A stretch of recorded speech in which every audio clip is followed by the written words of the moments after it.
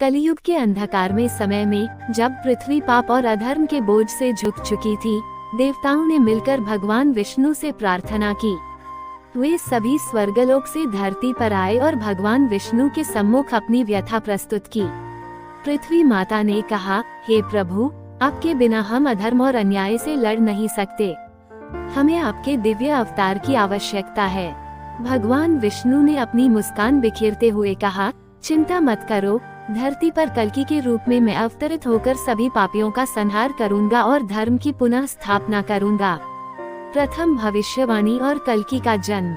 संभल गांव में एक साधारण परिवार में विष्णु के अंश से कल्कि का जन्म हुआ।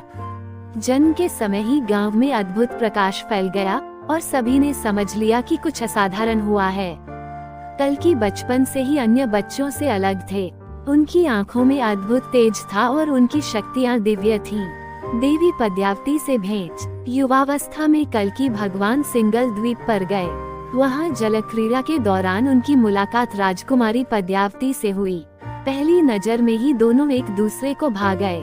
पद्यावती की सुंदरता और उसकी भक्ति ने कल्कि का मन मोह लिया। जब पद्यावती ने कल्कि के दिव्य रूप को देखा तो उसने समझ लिया कि वो कोई साधारण व्यक्ति नहीं है। पद्यावती ने कल्कि से कहा, आपका रूप और तेज तो स्वयं भगवान का ही प्रतीत होता है। कल्कि ने मुस्कुराते हुए कहा, मैं वही हूँ जिसकी प्रतीक्षा तुम कर रही थी। मैं कल्कि हूँ, विष्णु का अवतार। कल्कि और पद्यावती का विवाह। विवाह के उद्देश्य से कल्कि ने सिंगल के राजा से बात की। राजा ने दोनों का विवाह धूमधाम से संपन्न कराया। विवाह के पश्चात कल्कि और पद्यावती संभल गांव लौट आए। वहां विश्वकर्मा ने उनके लिए एक अलौकिक और दिव्य नगरी का निर्माण किया। कल्कि का धर्म स्थापना कार्य। हरिद्वार में कल्कि ने मुनियों से मिलकर सूर्यवंश और भगवान राम के चरित्र का वर्णन किया। इससे सभी मुनि बहुत प्रसन्न हुए। बाद में शशिध्वज ने कल्कि से युद्ध किया और उन्हें अपने घर ले जाकर अपनी पुत्री रमा का विवाह कल्कि से करवा दिया। शांतिपूर्ण युग की स्थापना। आखिरकार नारद मुनि ने कल्कि से मोक्ष के विषय में प्रश्न किए और कल्कि ने सभी प्रश्नों का उत्तर देकर लोक में सतयुग की स्थापना की।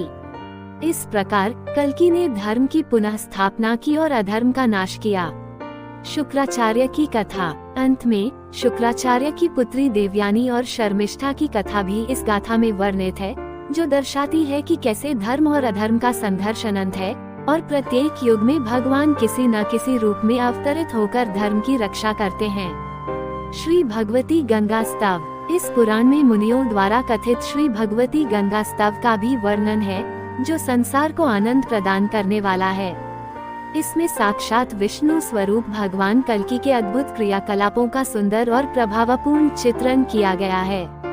इस प्रकार कल्कि की ये दिव्य गाथा हमें धर्म और सत्य की शक्ति का एहसास कराती है और विश्वास दिलाती है कि जब भी संसार में अधर्म बढ़ेगा, भगवान किसी न किसी रूप में अवतरित होकर धर्म की पुनः स्थापना करेंगे।